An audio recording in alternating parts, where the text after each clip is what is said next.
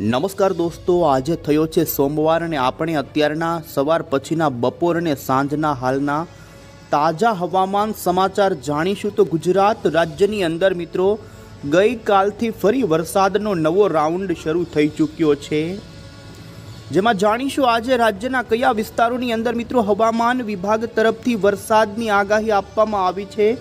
તો બીજી તરફ મિત્રો અત્યારે ફરી એકવાર હવામાન નિષ્ણાંત અંબાલાલ પટેલ અને પરેશ ગોસ્વામી તરફથી આ જૂન મહિનાને લઈ વાવણીને લઈને સાથે જુલાઈ મહિનાની પણ વરસાદની નવી નકોર આગાહીઓ આપવામાં આવી છે.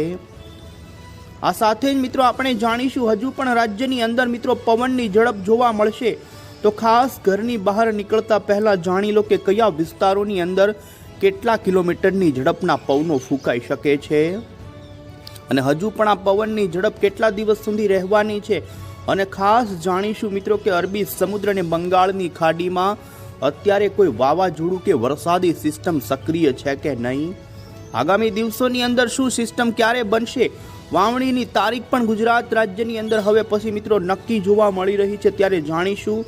આ તમામ અપડેટ એ પહેલાં તો મિત્રો તમે અમારી આ ગુજરાત ક્લાઇમેટ યુટ્યુબ ચેનલ પર નવા છો તો ખાસ મિત્રો આ ચેનલને સબસ્ક્રાઈબ કરી દેજો.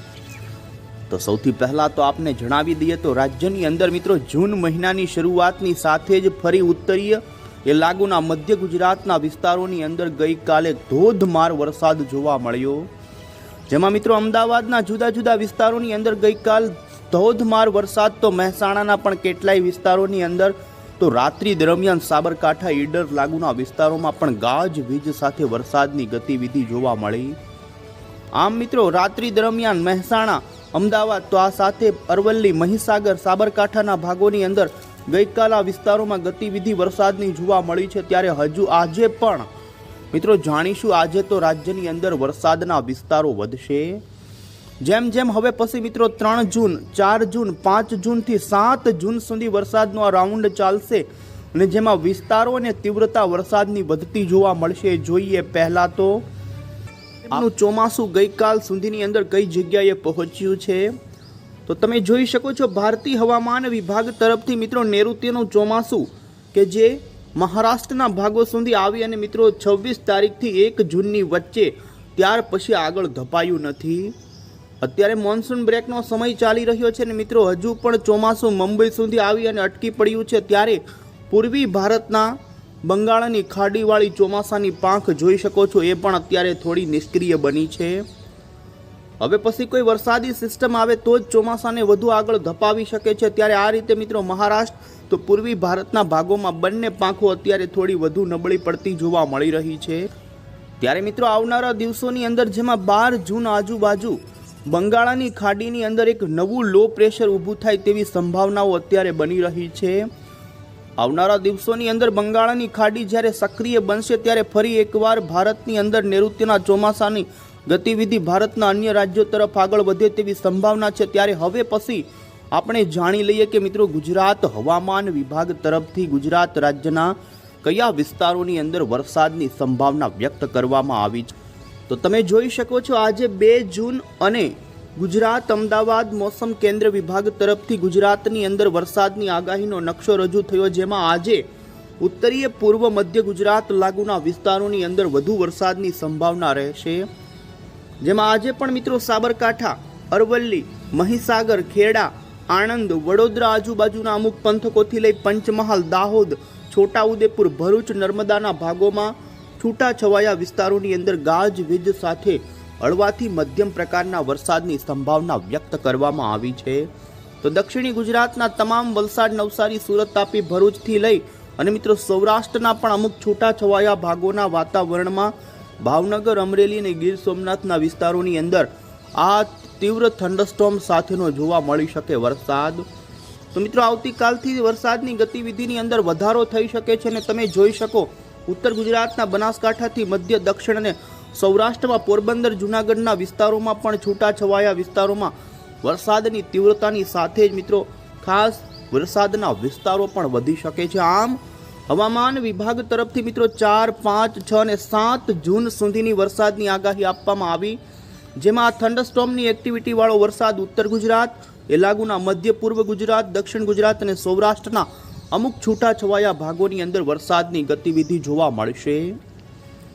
હવે પછી આપણે જોઈએ તો શું અત્યારે અરબી સમુદ્ર કે બંગાળની ખાડીની અંદર કોઈ વરસાદી સિસ્ટમ સક્રિય છે કે નહીં, તો તમે અત્યારે મિત્રો સેટેલાઇટ પિક્ચરની અંદર જોઈ શકો છો। અત્યારે અરબી સમુદ્ર તો પાછલા દિવસો કરતાં થોડો નિષ્ક્રિય જોવા મળી રહ્યો છે, પરંતુ બંગાળની ખાડીમાં જે થોડા દિવસ પહેલાં હમણાં લો પ્રેશર રચાણું, જેના કારણે પૂર્વી ભારતના ભાગોથી બંગાળની ખાડીમાં અત્યારે વાદળિયું વાતાવરણ, અને અત્યારે જોઈ શકો IMDનું બુલેટિન પણ જાહેર થયું, જેમાં અત્યારે મિત્રો બંગાળની ખાડી કે પછી અરબી સમુદ્રની અંદર કોઈ પણ પ્રકારની વરસાદી સિસ્ટમ સક્રિય નથી તેવું જણાવવામાં આવ્યું છે।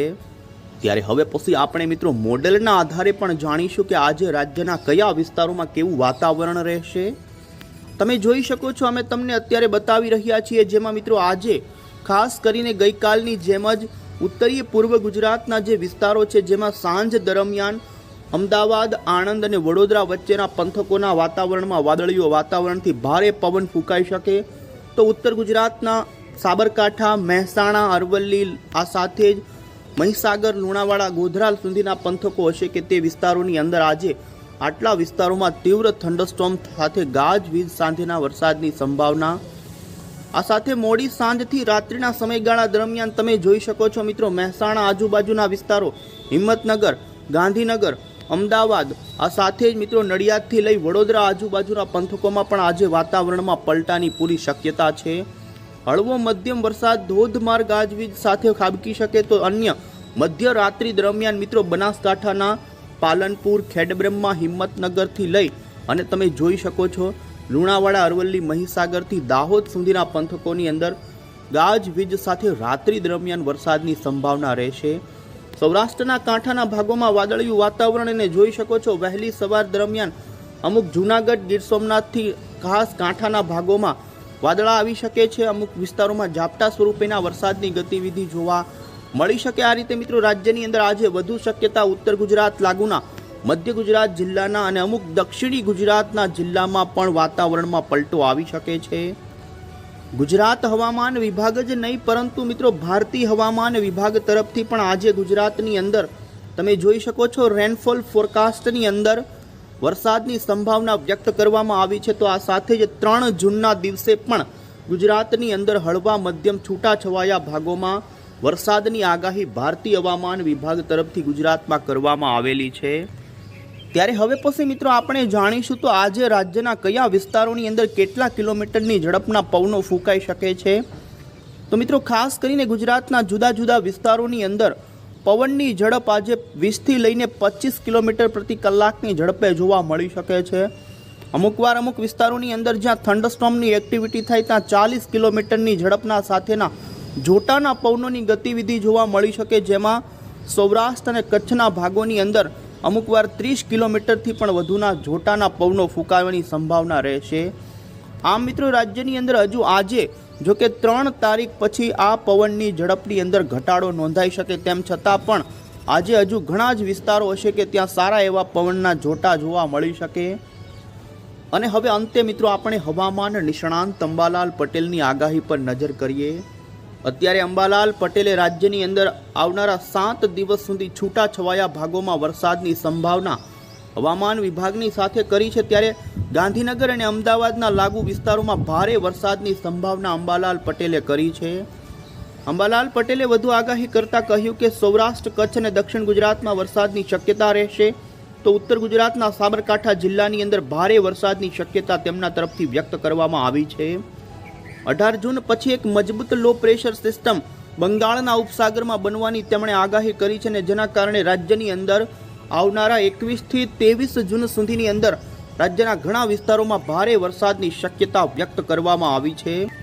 આ સાથે તેમણે જુલાઈ મહિનાની આગાહી આપતા જણાવ્યું કે 31 જુલાઈ સુધી ગુજરાતમાં ખૂબ સારો વરસાદ પડશે, ખેતીના કામોમાં ઉપયોગી થશે અને જુલાઈ મહિનામાં પણ પવનનું જોર વધારે રહી શકે છે, ગાજવીજ થવાની શક્યતા છે અને આ વર્ષે રાજ્યમાં ચોમાસું એકંદરે સારું રહેવાની આગાહી મિત્રો અંબાલાલ પટેલ તરફથી કરવામાં આવી છે। આ રીતે મિત્રો રાજ્યની અંદર જુલાઈ મહિનામાં પણ સારા વરસાદ પડવાની અંબાલાલ પટેલ તરફથી અત્યારે લાંબા ગાળાની આગાહી આપી દેવામાં આવી છે।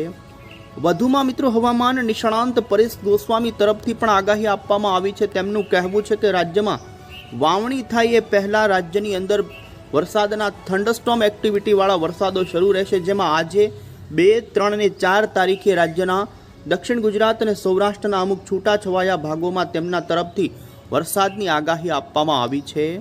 ત્યારે બીજી તરફ મિત્રો વાવણીની પણ વાત કરવામાં આવે તો ખાસ કરીને તમે જોઈ શકો છો કે 12 જૂન આજુબાજુ બંગાળના ઉપસાગરની અંદર જે લો પ્રેશર બની રહ્યું છે તે ધીમે ધીમે 15 જૂન પછી મધ્ય ભારતના ભાગો પર આવશે ને જેના કારણે ગુજરાત રાજ્યની અંદર જોઈ શકો છો મિત્રો 18થી લઈ અને 20 તારીખ આજુબાજુ ફરી ગુજરાત રાજ્યમાં વરસાદનો નવો વાવણી લાયક વરસાદ સુધીનો વરસાદ આવી શકે. આમ મિત્રો 20 તારીખ આજુબાજુ ગુજરાતમાં ચોમાસાનું આગમન અને વાવણી થાય તેવી સંભાવના છે.